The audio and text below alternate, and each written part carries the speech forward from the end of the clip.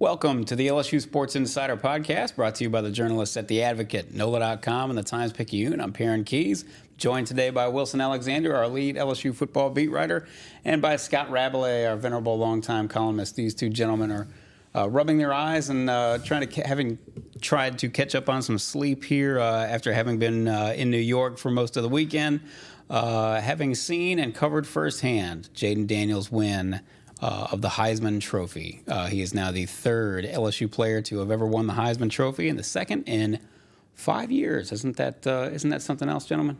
It's still kind of surreal and unbelievable, especially at a position, the quarterback position that, as we talked about last week a couple times at LSU, was just, what's the right word? I don't want to be too harsh about it, but just not productive enough for a very long time. And now you've got two Heisman winners.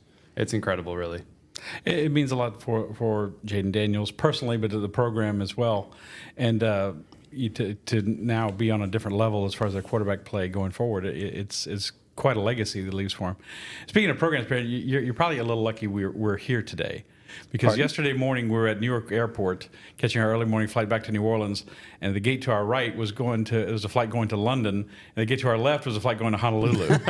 So Wilson and I had some hard choices to make. I don't know what happened. We just wound up in Hawaii. I'm so sorry, Penn. We're in London today. I'll be sitting here by myself, running my mouth on the phone, to the detriment of all of our listeners and viewers. So we will, of course, in the episodes to come, we will discuss the transfer portal. We will discuss potential coaching changes, as there have not been any yet, and obviously bowl preparation for LSU and Wisconsin, who get it on in Tampa on January 1st. But this episode is going to be pretty much all Jayden all the time. It's not often, obviously, that somebody wins the Heisman Trophy. It's only happened 3 times here in Louisiana. And of course, LSU went 60 years without one. So that's going to be the topic du jour today, and we're going to go Jayden Daniels wall to wall. Obviously, today's episode is brought to you by Champion Wealth Strategies. They are here for us every Monday and Thursday with every episode. Champion Wealth Strategies is a national financial services firm specializing in the capital markets, securities, insurance, 401ks, and college and retirement planning. Our broker-dealer is LPL, financial member FINRA SIPC. As you know, investments are not FDIC insured, may lose value, and have no bank guarantee. Contact Champion Wealth Strategies and plan like a champion today. You do that at championwealthstrategies.com. We're here every Monday and Thursday live on our YouTube channel, specifically the YouTube channel LSU Tigers on NOLA.com. If you don't catch us live there, you can catch us after the fact, as well as all our other social channels. We are on Apple Podcasts, Spotify, or wherever other finer podcasts are found. And if you haven't already, subscribe to The Advocate. Of course, we're here all day and every day, whether it's a digital edition, a print edition. Stay up to date with all the latest and greatest LSU news. You do that at theadvocate.com/subscribe and get a hold of our LSU newsletter. To do that, it's a daily newsletter. To do that, stay up to date with everything, get the news delivered straight to your inbox. You go to theadvocate.com/LSU newsletter. And one more thing, obviously it's gift-giving season, it's holiday season, and as we promised on several other podcasts before the Heisman Trophy ceremony, we suspected that we might have another poster page for all our fine readers and for all our fine consumers. And this to my left here, this page will be available. It is available already in addition to the actual Heisman win, the poster page from the front page from the Advocate Sports section the day after Jayden Daniels' Heisman win. Let's see if Wilson's got it here, and he does. This one's a little bit wrinkled, but... Well, I mean, that means somebody actually consumed our news. But you actually buy a poster version of this, it will not be. And so there you go, that Heisman. That's correct. That Heisman. Those are both available at the Advocate store to go on ahead and order your prints. You go to store.theadvocate.com. Again, that's store.theadvocate.com. And for now, if you enter the coupon code INSIDER, INSIDER, you get 15% off your purchase. So that's a lovely gift for the LSU fan in your life, just as the holidays are here and approaching. So, gentlemen, we thought this was going to happen. We weren't sure. It wasn't going to be a runaway. It wasn't going to be a landslide the same way that it was in 2019 when Joe Burrow won it. Largest margin of victory ever. But Jayden did bring it home. And he did bring it home, not by he didn't cruise. It wasn't an overwhelming margin, but it was a comfortable margin. And so I'll just, Wilson, I'll turn this over to you first and just I'll sort of let you reflect on whatever you'd like to reflect about the weekend itself. Oh gosh, that is so broad and open-ended. Can you give me a hint? Well, let's start with the voting itself. Jayden Daniels with 2,209 points. Michael Penix with 1,701 points. So he basically wins by about 300 points. I suppose there was a little bit of palace intrigue after the college football awards show on Friday night. Jayden Daniels wins the Walter Camp. He wins the Davey O'Brien for the best quarterback, but he didn't win the Maxwell Award, which is not always indicative of the Heisman Trophy race. But a lot of times those who win the Maxwell win the Heisman, and he didn't win he didn't win the Maxwell. The Maxwell went to Michael Penix, so there was at least a little bit of intrigue going into Saturday night's ceremony. Yeah, there was. It's interesting because, like you said, there's sometimes these. Rab compared it to the Golden Globes and the Oscars. Yeah. Like there's almost like these precursor awards. Another one that often is indicative is the AP Player of the Year, and Jayden had won that. Mm-hmm. Sometimes it doesn't always match up, like you said, but it often does. And so it's like, okay, well, the AP Player of the Year usually matches up. So does the Maxwell. So one of these is not going to be not going to be the actual indicator this year. And obviously, Jayden winning AP Player of the Year ends up being the indicator that he was going to win the Heisman. And so, like you said, it was a comfortable enough margin. It wasn't like Mark Ingram and Toby Gerhart or anything like that in 2009. But yeah, certainly a little bit closer. And I'd be fascinated to. I think that if Bo Nix and Oregon had won the Pac-12 championship, this would be a much different story. Jayden might not have even won. Correct. But it seemed to me, and this is just a hunch because we don't know exactly when any ballots are submitted or anything like that, but oftentimes it seems like Heisman ballots gets maybe submitted a little bit too early because they opens up the Monday after the regular season, goes through the Monday after championship weekend. Rabbit, is my timeline correct? Yeah, it's 1 week. Thank you. And and oftentimes it feels like people might be voting too early, but I think that Heisman voters this year did a good job of probably waiting until after the Pac-12 championship game, because otherwise I have a hard time seeing Michael Penix finishing second if you had voted before that game because of what Bo Nix had done statistically at that point, and Penix hadn't played great in some of the games down the stretch in the regular season. So that would be one takeaway. Is it seemed like people waited until after that Friday night Pac-12 championship game to submit their vote, and obviously Jayden ends up maybe as a result of Oregon losing, being able to comfortably win this by at least a somewhat comfortable margin. Rab, you've got the results there in hand. I hold in my hand the official Heisman ballot. So, in case anyone's wondering, when do we find out? We find out when everyone else did, and right after the announcement was made on TV, they handed out these packets in the press room, and then we looked at the voting. So that was so we're all in suspense until then. So we'll go through the first place votes there, if you would, just very briefly. 503 for Jayden out of 800, 928 total potential votes. 503 first place votes for Jayden, 292 for Michael Penix, only 51 for Bo Nix. So I think that certainly illustrates Wilson's point that a lot of people made up their minds after that Pac-12 championship game on the Friday. Jayden at 217 second place votes, 86 third place votes. What was most interesting to me was that when they break down the voting by regions, there's 6 regions around the country with 145 media members in each one, plus the 57 living Heisman voters and the one fan vote. And Michael Penix won the one fan vote, by the way. Oh, did he? Yeah. He finished first in that. There you go to Heisman.com, and everyone, whoever gets the most points gets one first place vote. What was most interesting to me was that Jayden finished second in the far west to Penix, and ahead of Bo Nix. Ahead of Bo Nix. That was 327 for Michael Penix and 279 for Jayden, only 200 for Bo Nix.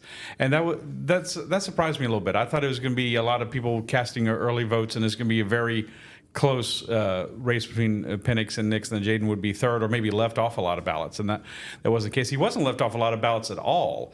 He was on 90.5% of the ballots which is the 7th most all time, which is really good. And to illustrate that point, well, you think, well, why isn't he on? Why won't he be on all of them?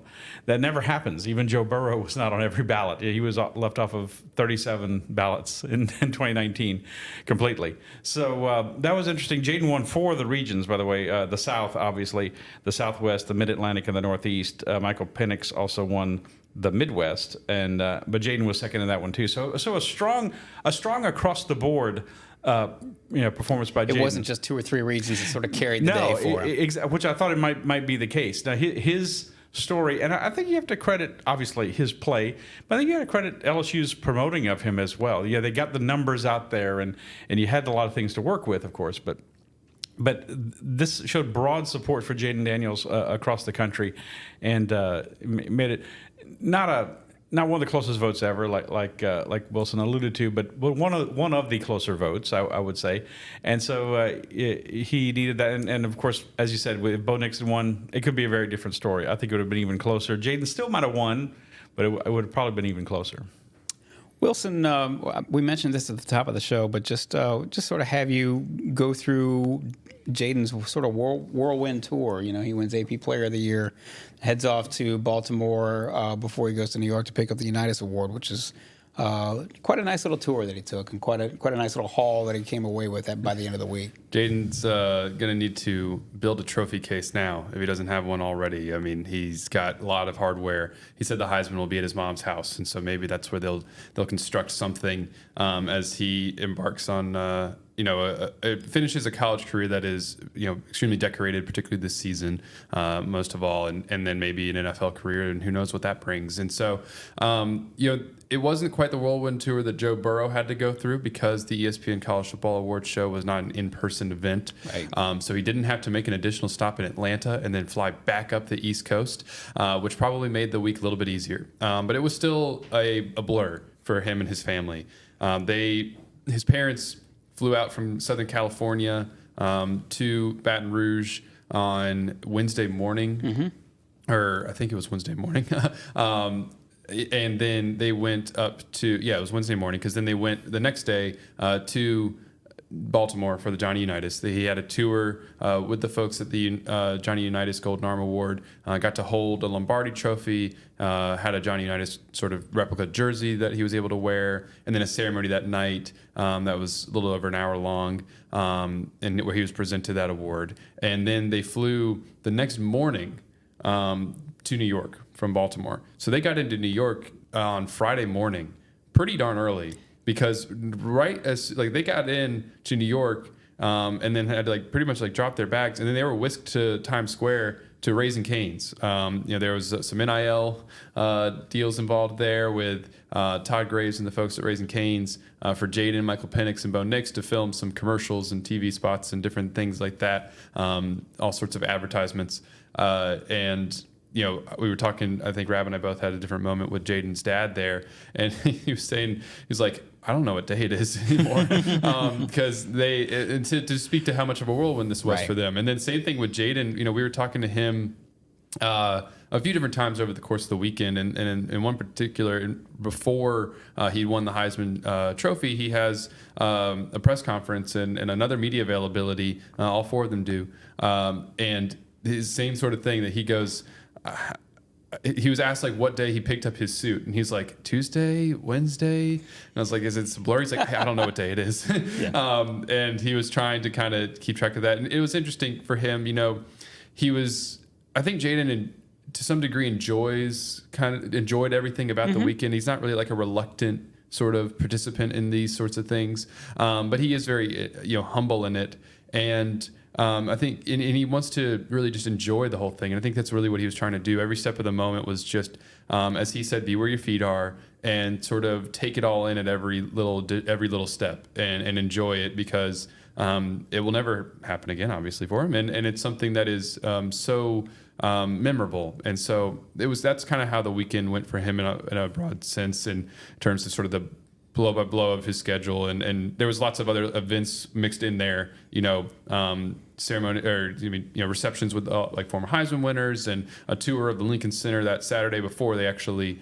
went there later for the event, and all sorts of things. And then Sunday he was still in New York. He came on back today with the Heisman in tow.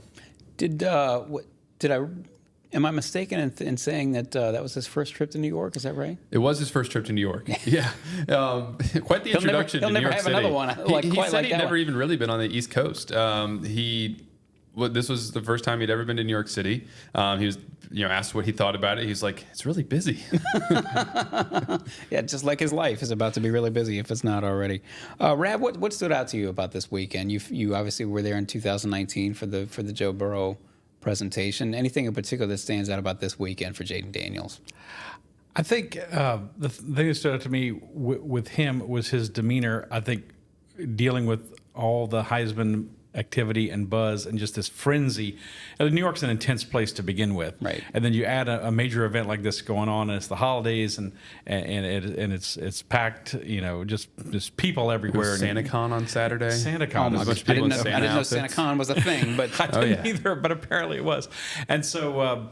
But he handled it with the same kind of calm demeanor that I think you see on the football field. He's not a guy who is too excitable. He doesn't celebrate too much when something good happens. He certainly doesn't get too down when on the rare occasions when something goes bad.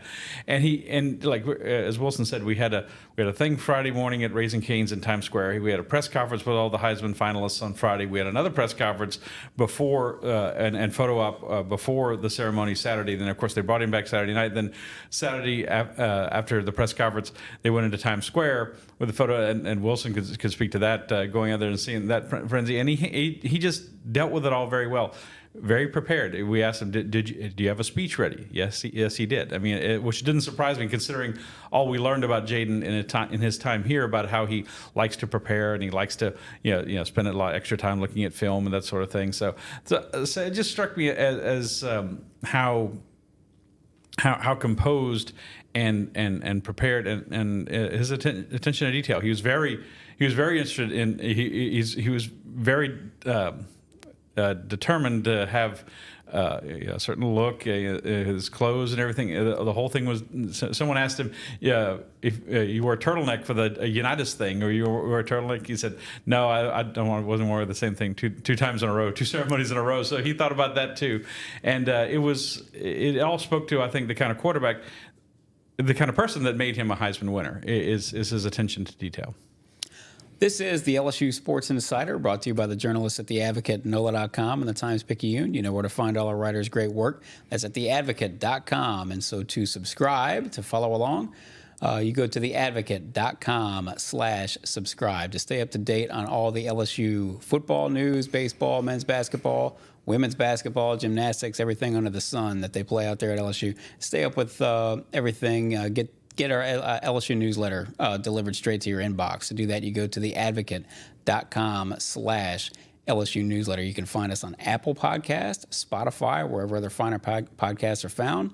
And you can catch us live, obviously, on all our social channels, on our YouTube channel, specifically the LSU Tigers on NOLA.com channel. If you don't catch us live there, you can catch us later on at any time.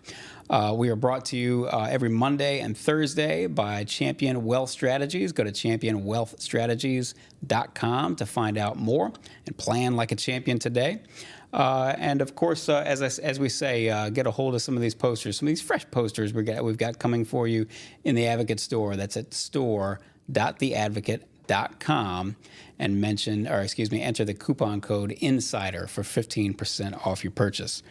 So, gentlemen, this is sort of the same topic, but sort of not, if that makes any sense. You obviously were there for the entire weekend to watch the ballyhoo and then the ceremony itself.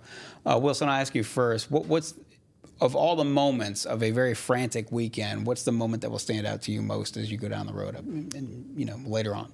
The one that Rab mentioned about Times Square, and after Jayden had won the Heisman Trophy, done his press conference, I was able to trail him and the entourage that was with him in terms of his family and everybody from LSU and Brian Kelly into Times Square, and it was packed. Yes, it was. Oh my gosh! And it was interesting looking at the photo of Joe Burrow when LSU got a billboard for him in 2019.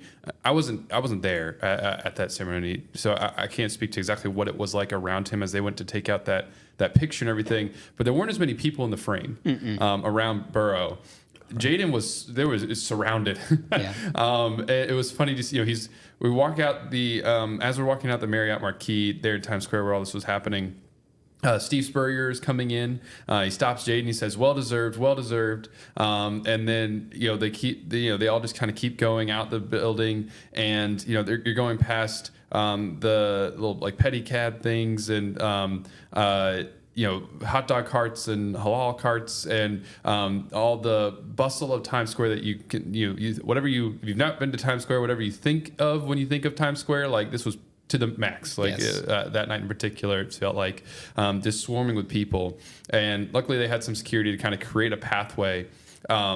The Heisman Trophy was in a box being carted by it wasn't just out and about. It was like in a box being carted by the Heisman Trophy folks at that point. And then they got it out for Jayden to take pictures and then put it back in for it to be protected in the middle of all of that. And there were people who were like, "Who is that? What is going on? Is that Beyonce?" And I was like, a few times I was like, "It's the Heisman Trophy winner. It's Jayden Daniels." They're like, "What's that?" Yeah. Which is kind of like a reinforcement of this doesn't matter to everybody on the planet. But it was obviously not to subdue or take away from it at all. It was just sort of funny how there were some people who were like, did not know what was going on. But as Jayden arrives out there into Times Square, the billboard that LSU had purchased, the billboard that is apparently called the Beast. It is massive there in the middle of Times Square, and it's from 10 to 11 p.m. that night. It was just Jayden Daniels on this billboard, this video that LSU had made for him.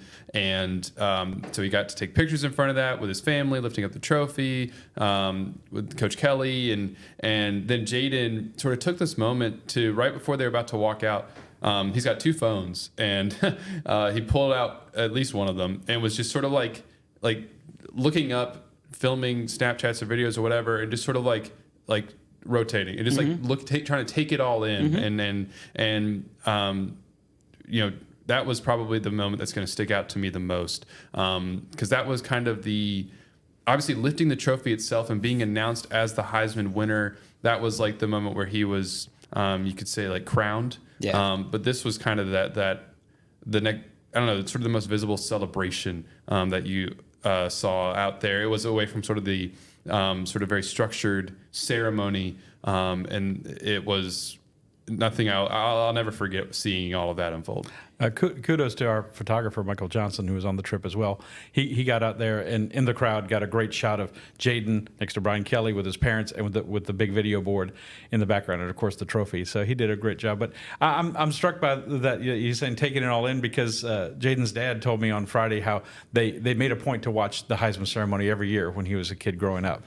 And Jayden said some of his inspirations were Cam Newton winning and Lamar Jackson and Robert Griffin III. So, quarterbacks, he has some similarities too in terms of, being a dual threat and that sort of thing. So to have that moment come true for you after seeing those guys and imagining it, but it had, the reality had to far surpass his imagination. It must have been really amazing. And also, it's not just the fact that their play style was similar, and this is something that really matters to Jayden, was the reason that those three in particular he pulled inspiration from was because they were black quarterbacks, and so was Jayden. And for him to, at that age, be able to see people doing what he wanted to do was huge. And especially Lamar for him was huge, because their play style, I think, he's really similar to Robert Griffin as well. Cam's so much more bigger and physical. But Lamar and Jayden, especially at that time of Jayden's life, like seeing, I think he would have been in high school at that point in 2016. And, being able to see Lamar, win in a style in which Jayden played as a black quarterback, that was huge for Jayden. And so he was asked, about maybe one of his favorite moments, or something that really stuck out to Jayden from the ceremony, was afterward being congratulated by Andre Ware, the first black quarterback to win the Heisman. Yep. And that was something that really stuck out to Jayden. And it took me back to a conversation I was able to have with Jayden in the preseason about a wide range of things, and asked him about legacy and what he kind of was hoping to do this year. And one of the things was he wanted to be able to inspire other black quarterbacks, younger ones. He mentioned Colin Hurley by name, a LSU commit. He mentioned Bryce Underwood, somebody else he's hoping to get, is guys who he hoped would be able to follow him at LSU. And and anybody else out there who was like him at one point, wondering if they could do it, being able to draw some inspiration from him, that was very significant for him in the course of the weekend. So, Rab, you have been here covering LSU football for a long time now. This is a question. This is a question that we're not going to come to a final conclusion on today, because LSU is not going to come to a final conclusion on, I'm sure, for probably many years to come. Billy Cannon won the Heisman Trophy in 1959. Ultimately, much later, after some very big ups and some very big downs in the life of Billy Cannon, they put a statue outside of Tiger Stadium on the west side of on the west parking lot to honor him. And nobody has worn the jersey number 20. That's been officially retired. Right. It has not been retired for Joe. The number 9 has not been officially retired for Joe Burrow, but nobody has been issued the number 9 jersey since he left. We don't suspect that there will be a statue coming, next week or anything like that. But long story short, for these two gentlemen, but very specifically, since we're talking about Jayden Daniels right now, he just won.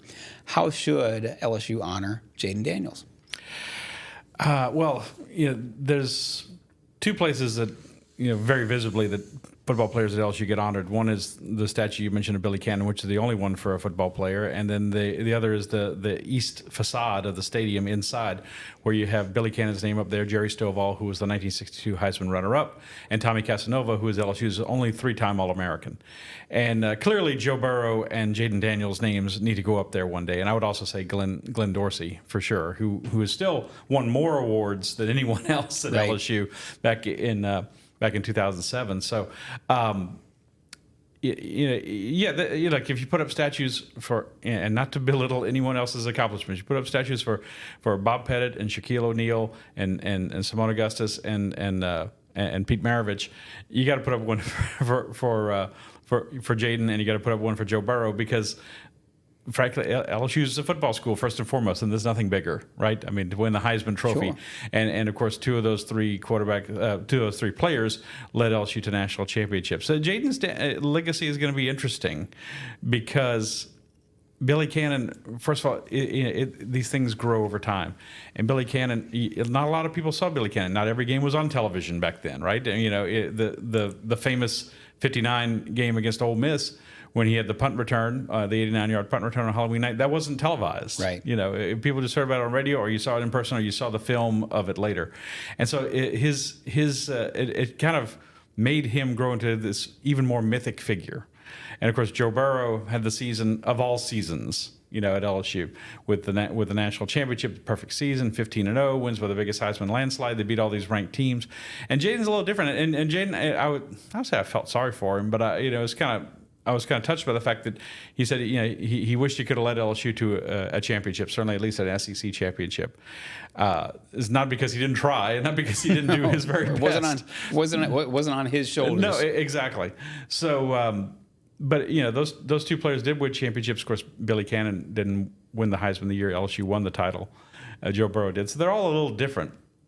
But I certainly think his legacy will be remembered as someone who did just a singular talent, just the ultimate dual threat, quarterback at LSU, to throw for 3,500 yards plus and rush for over 1,000 yards. But yeah, I think Florida has a setup outside Ben Hill Griffin Stadium of their 3 Heisman winning quarterbacks, Tebow and Steve Spurrier and Danny Werfel, who was also there Saturday night.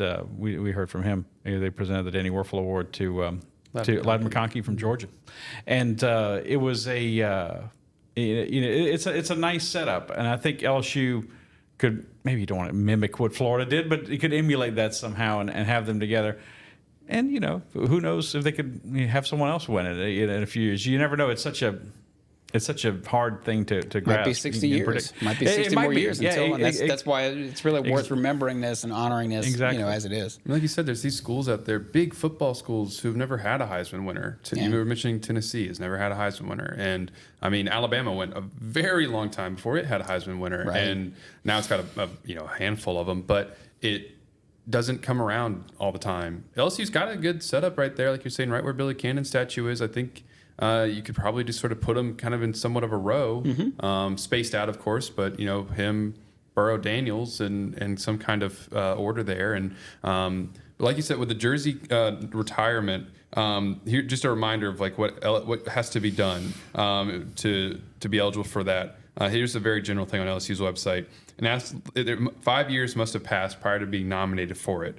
But it mentions how, truly unusual and outstanding accomplishments, et cetera, such as winning of a Heisman Trophy or National Player of the Year award. So, I mean, I think that Jayden has certainly met that kind of requirement, having done that. It'll be a while before any of that were to happen, because obviously, like you said, we haven't seen Burrow's number formally retired, and that would happen certainly first decade. Actually, well, hang on now. 5 years will be next year. Yeah, that's right. So it could be coming up somewhat soon here. I can't imagine LSU is going to waste any time, honoring, doing everything it can to honor him. But like you said, how they haven't given number 9 to anybody else since then. I'll be surprised if LSU if somebody's wearing number 5 next year. We've probably seen number 5 for the last time. Yeah, and it might not be a formal thing now for a little while, but it's actually quite convenient because LaTerrence Welch was the corner. He transferred out. He ended up at Arizona State already, actually. Going back to Jayden Daniels old school, but he was the one on defense who wore number 5 this year. So nobody else on the team has the number right now, and there's really no reason for anybody else on the team to have the number again. When you win the Heisman Trophy, regardless of whether or not you won a team championship, that should be something that is honored in a way that is, with a jersey retirement and probably a statue as well. The number 5 has been worn by some other interesting quarterbacks in LSU history. If we have some older time people, LSU fans watching this, they might remember Mike Miley in the early 1970s, who was a runner, thrower. He was known for his scrambling ability, somewhat in the Jayden Daniels fashion. Steve Ensminger wore number 5 at LSU when he played in the late 1970s, and then Jeff Wickersham wore number 5 as well when he played in the 80s. So, but with all due respect to those 3 gentlemen, they don't quite measure up. No. I'm saying you're not. You wouldn't be sliding anybody else if no one else got to wear number 5. It's a difficult thing in college football. You have to be very judicious about it because you have such a huge roster, and you need numbers. And you have a lot of times already with LSU or a lot of college teams where somebody's wearing the same number on offense and then on defense. And in the NFL, you're talking about 53 guys, so you can retire a bunch of numbers. But I think they both deserve to have 9 and 5 taken off the list for that players can wear, because as we said, it doesn't happen very often, and you don't know when it'll happen again. Rab, you did the whole list of 1 through 99, like who was the best LSU player to wear every number. Who was number 5 before Jayden? Skylar Green was in our book was the best number 5. Yeah, okay. He was an All-American receiver, kick returner on that 2003 team. Also Darius Geis wore number 5, but he's stricken from the record book right now at LSU, so I don't think there's going to be any question there. But I hope they all get their just due. Like I said, there was a long time to honor Billy Cannon. I mean, 6 decades really, and his legend just grew and grew and grew. And this is so much more recent. These things take time. It does. I mean, you want it to be a thoughtful process. And I don't want people to think I'm talking out of 2 sides of my mouth, because I've written in the wake of the whole Dale Brown, Sue Gunter court saga that maybe LSU needs to tap the brakes on all these kind of things. But clearly, if you're going to have statues on campus, you got Skip Bertman statue, Billy Cannon, the 4 basketball players, all very deserving, but this is the top of the charts as far as LSU sports goes, and they deserve to have the same honors as well. And a major just key difference between the court naming and all that, it's like with the jersey retirement in particular and the statue stuff as well, like there's like I was just reading it from the LSU's website, there's like a criteria, and there's like a very clear like requirements that must be met in order to get there. Like LSU will probably also consider retiring number 3 in baseball for Dylan Cruz. There are certain things, like you said, it's a National Player of the Year award, something like that makes you sort of eligible for have a jersey number retired. It's a little bit more clear cut based on their own eligibilities to have a number retired. 19 is retired in baseball for Ben McDonald, is it not? And Robbie Smith, is it? Am I getting that right? That's correct. And Skip Bertman wore 20. 15. I'm sorry. 15. Yeah, I don't know what. Alex Bucks wore 20 actually. Yeah, we played baseball and Todd football. Walker wore 20? Todd Walker wore number 12. 12. I'm getting twos And, mixed up. Gosh, we're Wally butchering Pontiff. this right now. Wally Pontiff, I assume they've retired number 31 for Wally Pontiff, the late Wally Pontiff. They certainly have his number up there. Yeah, I see it up there. Well, there's one other thing that we ought to.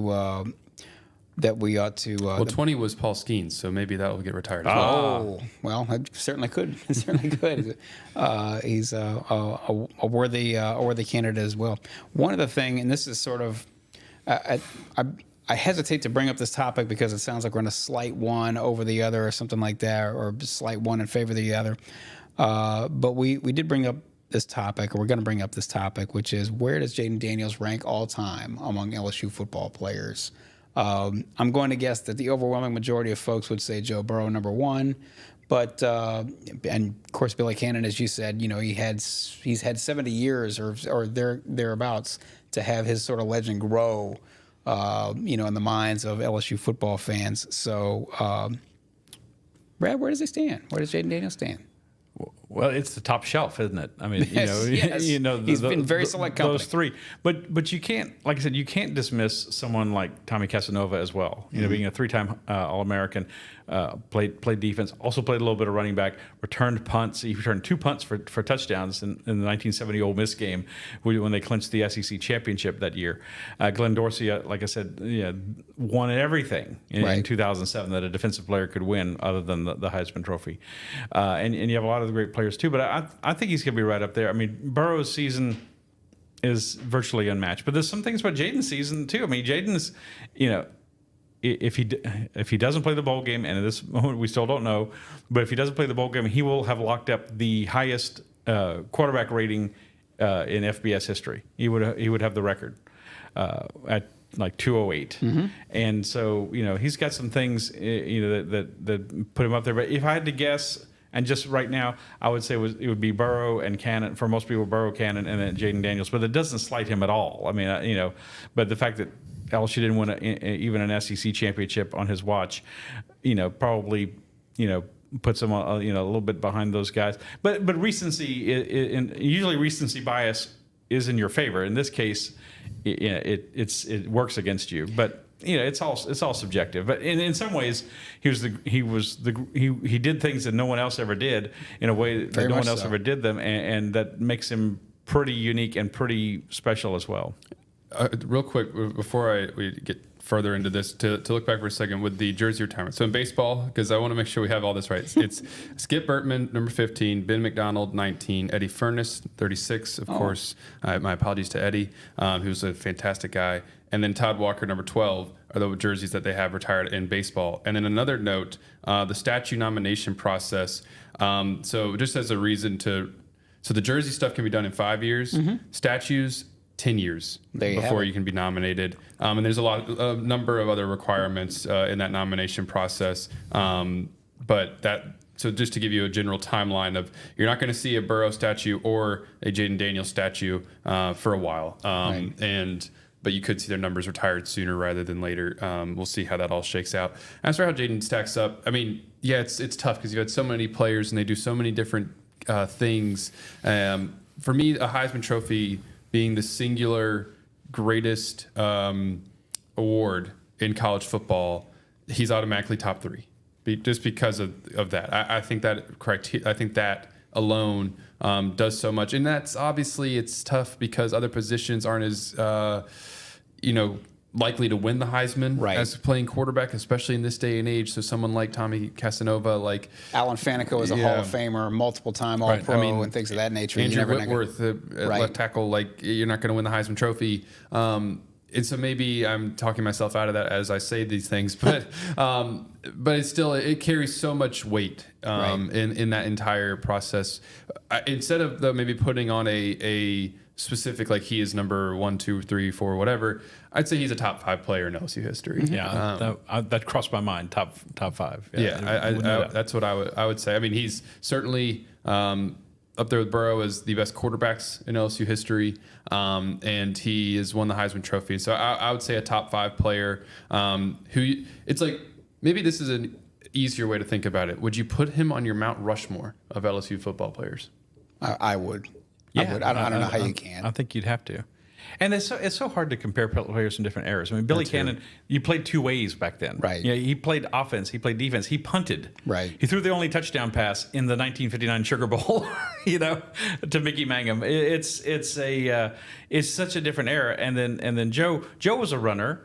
But he passed for so many more yards. I think 60 touchdowns that season, but they played 15 games. And then Jayden, 50 touchdowns. And, of course, joined that group, by the way, the fifth quarterback in SEC history with 50 total touchdowns for a season. All the others won Heisman. It's like, was Jayden going to be the fifth? Yes, he was, and very, very deservedly so. But it's going to be an illustration. It's one of the things that makes sports great, right? Is that you can debate these things, and it doesn't really matter. Right. Everyone's opinion matters just as much as anyone else's. But he's one of the all-time greats. I personally think that, listen, we've all marveled at what he's been able to do this year in particular, but it makes me wonder that, whether I sort of have this feeling that his legend's going to grow and grow and grow with the years as time passes and you see other quarterbacks try to take his place, for lack of a better way to put it. And even if they're great, well, hey, they're great, but they didn't do what this guy did. Yeah. This guy rushed for 1,100 yards and passed for 3,800 and so on and so forth. So I think I've just decided how I'm going to approach my column about this. Is that his greatest legacy at LSU may end up being the influence it has on other great quarterbacks, other talented quarterbacks coming to LSU. As Wilson mentioned, they're trying to land Bryce Underwood, who's the number one player right now for the class of 2025. And, there's no guarantee that he will come in and be a Heisman winner or anything like that. That's a pretty high bar to cross. But considering, as we've said, LSU is such a quarterback desert for so many years between Matt Flynn leading LSU to the 2007 national championship and Joe Burrow, it was a lot of going through different guys and back and forth, and he's going to play, then he's going to play, then he's going to play, and so now how could a recruit not look at LSU and say, man, they've won two Heisman trophies in the last 5 years, so this is really I got to consider this place. And when you obviously the Heisman matters to recruits, but so does where you might end up going in the NFL draft. Joe Burrow went number 1 overall. Jayden Daniels has a very real chance of being a top 10 pick. Sure. And that matters too. Sure. Because now you've got two quarterbacks who not only came in, they won the Heisman Trophy, but they were developed under two completely separate different staffs has to be said. And different circumstances. But both of them, when LSU's resources and when it has had good coaches, in those places to be able to help them get better. Joe Sloan and Joe Brady and Steve Insminger and Mike Dimbrock as well now here too. And, they were able to get the most out of what LSU can provide. And now, Jayden, he was in The Athletic recently as the number 7 overall pick. Mel Kiper gave him a first-round draft grade CBS recently. had him number 2 in a mock draft. Well, he came into this season as projected mid to late day 2. And now, or at least that was his feedback at this time last year. And now he's probably a first rounder. It all depends on which teams need quarterbacks and who really wants to take him. The Saints, all those sorts of things.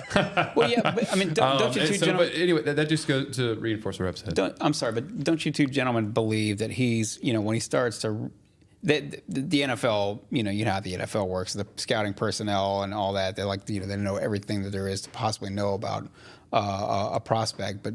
Don't you think that once he starts to go on interviews with these teams, he's going to knock those interviews out of the park and wow them that much more? There's not going to be. He will not give them a reason to slide him down on their draft boards. He's going to give them every reason to keep on bumping them up as April gets closer and closer. Don't you think? I would think so, and it makes me think of this story that one of his former staff member at Arizona State when Jayden was there told this story one time. This was, 2022 season, early on, reporting a story about Jayden, about how there was one season there, they were going to the bowl game, and they were just sort of like fiddling around on the whiteboard doing X's and O's schematic stuff, and showed Jayden something that they had never really run before. And I'm kind of paraphrasing a lot of this because some of the details are fuzzy now. But basically that Jayden was able to take something he'd never seen before and then diagram it perfectly up on the whiteboard. He knows X's and O's, he knows football really well, and that's going to impress teams. Mm-hmm. His willingness has become well documented now to go in early. You know, they mentioned at the top of the Heisman broadcast Saturday night how he wanted the code to the football complex so he could go in early, even earlier in the mornings to look at film and to prepare. And that kind of, obviously looking at everything, the physical skills. He's got height, he's got arm strength, accuracy, running ability. I think he'll knock at the NFL Combine or wherever he goes. I think on pro day he'll do well at is it the 60-yard dash? 40-yard dash. 40-yard dash, I think he'll do okay. I'll be interested to see if he runs it. He doesn't really have to. I don't think he's going to do any of that stuff. Because why would you? He does all the measurables well, but it's those inherent things. And is he the most vocal leader that you see? No, he's not. He doesn't have that same brash, Joe Namath-like personality that Joe Burrow does. But he's got a lot of things going for him too. I think he'll go very high in the draft. Will he be the number 2 overall pick? He was behind Drake May from North Carolina, according to CBS. I don't know about that, but he certainly has turned a lot of heads this season. And as Wilson said, talk about, it was like he was not expected. Let's remember that he was not really expected to stay for a second year at LSU. Right. And the fact that he did, boy, what a. No one's ever made a better decision probably than Jayden Daniels as a transfer. It has certainly paid off. We will wrap it up here. We will be back here on Thursday. Obviously, when we come back on Thursday, we will discuss sort of some more things about LSU football moving forward. The transfer portal obviously is open, and players are certainly moving about back and forth in the transfer portal. Potential coaching news, which still has not come down the line one way or the other, and of course preparation for the bowl game for LSU versus Wisconsin down in Tampa on January 1st. But we will leave it there now, and we will come back on Thursday. We are brought to you every Monday and Thursday by Champion Wealth Strategies. To learn more about Champion Wealth Strategies, please go to championwealthstrategies.com and plan like a champion today. We are found on Apple Podcasts, Spotify, or anywhere else you get your podcasts.